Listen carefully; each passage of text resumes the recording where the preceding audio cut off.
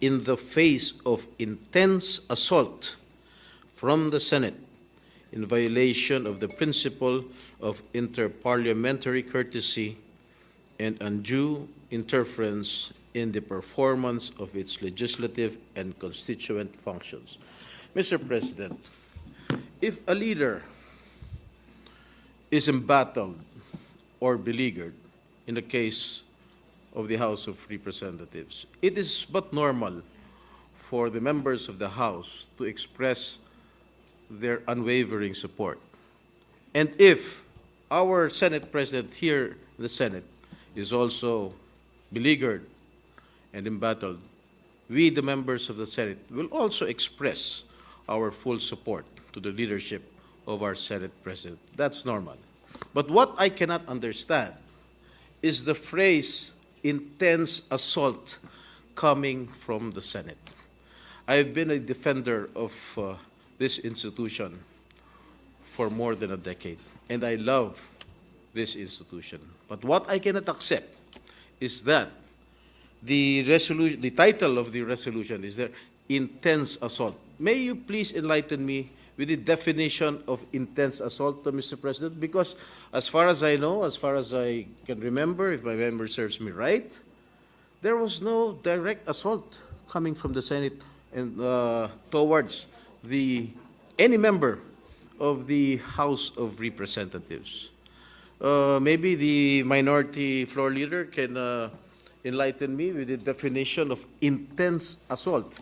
And we violated, in violation of the principle of interparliamentary courtesy and undue interference in the performance of its legislative and constituent functions. What did we violate? I don't think we violated any rule. I don't think we violated the interparliamentary courtesy, because we have always observed it from the very start, Mr. President. And I think this resolution is an affront to the Senate as an institution, Mr. President. Yes, Minority Floor Leader. Just to respond to the manifestation of our brave and honorable colleague, Senator Estrada, who has always been, I've noticed that, yes, he always rises to support this institution or a member of this institution, Mr. President. Meron din po kasi sa title ng kanilang resolution. I think the purpose of the resolution of the House, which was passed, I think today?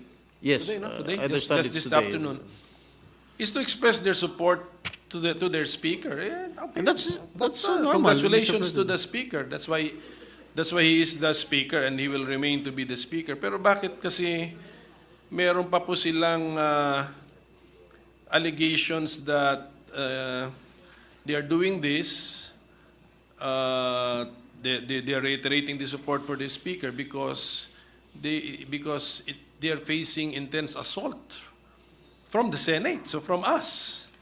Tapos in violation of the principle of interparliamentary courtesy and undue interference in the performance of its legislative and constituent function. So, as I understand the title, dalawa pong accusations sa Senado is tatlo. Lagyan na natin tatlo. There's an intense assault coming from us, and then we are violating interparliamentary courtesy, and we are unduly interfering in their performance of legislative and constituent functions.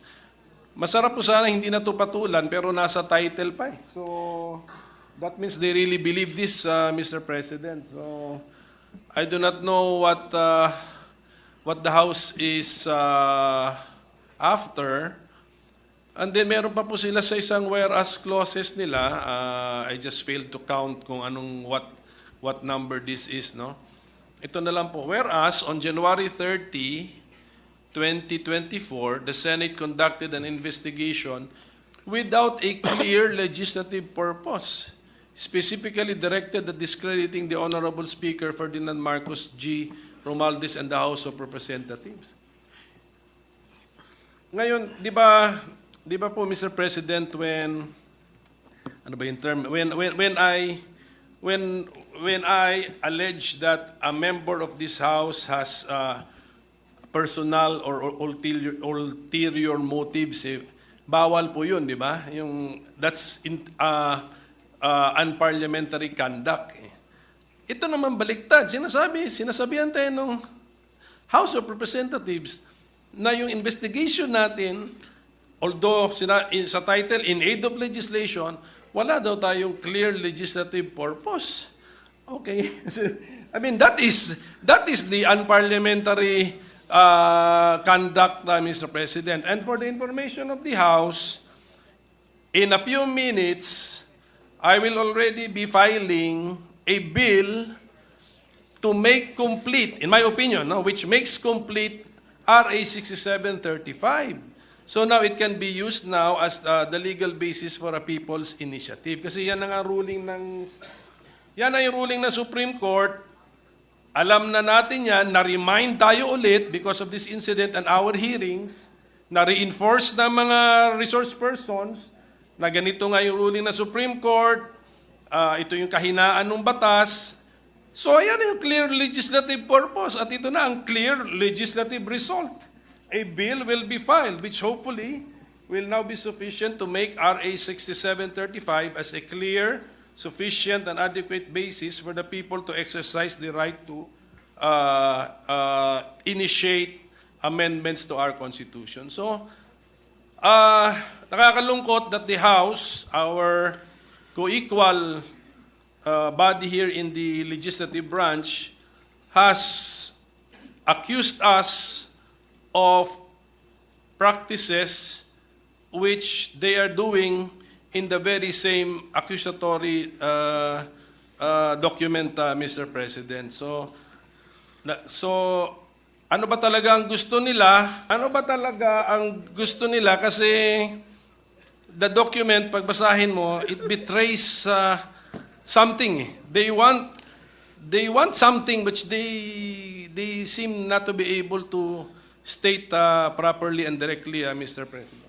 Yes, thank you, Mr. President. Mr. President, I haven't attended any hearing of the resolution filed regarding the People's Initiative chaired by Senator Amy Marcos, but I have been monitoring the events of the hearings that has been held by the Committee on Electoral Reforms, but never did I see or hear anybody or any member of the Senate accusing or assaulting any member of the House, especially the Speaker of the House.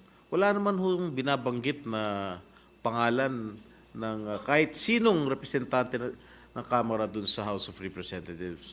That's why I am picked because, again, the Senate as an institution is again facing another challenge here because of this resolution that has been approved by the House of Representatives, Mr. President.